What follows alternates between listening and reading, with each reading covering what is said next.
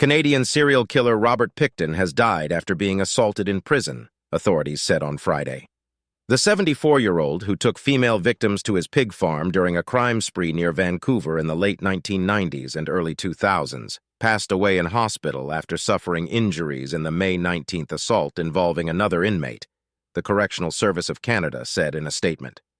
He was one of Canada's most notorious serial killers, and his case made international headlines.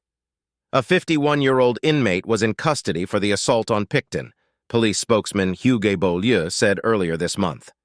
Robert Willie Pickton was convicted of 6 counts of second-degree murder and sentenced to life in prison in 2007, with the maximum parole ineligibility period of 25 years after being charged with the murders of 26 women.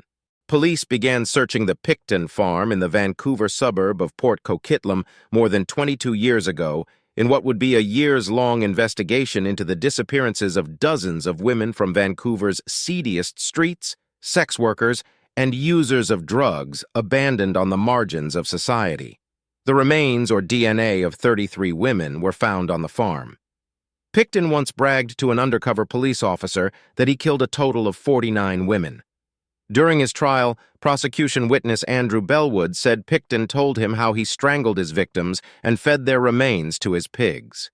Health officials once issued a tainted meat advisory to neighbors who might have bought pork from Pickton's farm, concerned the meat might have contained human remains. Cynthia Cardinal, whose sister Georgina Papin was murdered by Pickton, said Pickton's death means she can finally move on from her sister's murder.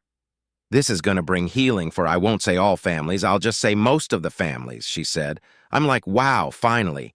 I can actually move on and heal, and I can put this behind me." Vancouver police were criticized for not taking the cases seriously because many of the missing were sex workers or users of drugs. Canada's Correctional Service said it was conducting an investigation into the attack on Pickton.